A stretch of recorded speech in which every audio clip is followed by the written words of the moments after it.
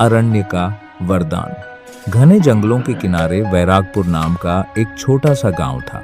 उसी गांव में रहता था निरंजन, एक ईमानदार लेकिन बेहद गरीब लकड़हारा। उसकी कुल संपत्ति थी एक कुल्हाड़ी और एक सच्चा दिल। निरंजन रोज जंगल जाता, लेकिन कभी भी हरे भरे या बूढ़े पेड़ों को नहीं काटता।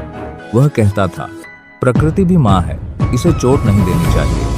एक दिन जंगल के अंदर उसे एक पुराना साल वृक्ष दिखा, जिसके तने से हल्की हल्की रोशनी निकल रही थी। निरंजन ने कुल्हाड़ी उठाई, फिर अचानक उसके कानों में एक आवाज गूंजी, रुको मानव, अगर मुझे छोड़ा तो मैं तुम्हें 3 अवसर दूंगा।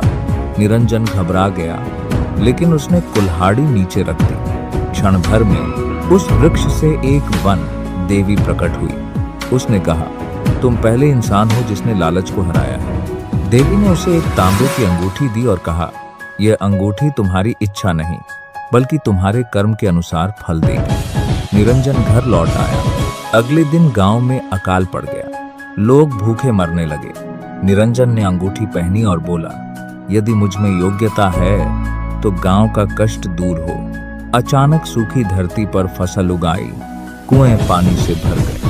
राजा तक यह बात पहुंची। राजा ने निरंजन को बुलाकर अंगूठी छीन ली और बोला, अब मैं सबसे शक्तिशाली हूं। लेकिन जैसे ही राजा ने अंगूठी पहनी, वह साधारण धातु बन गई। उसी रात वन देवी फिर प्रकट हुई और बोली, शक्ति वस्तु में नहीं, नियत में होती है।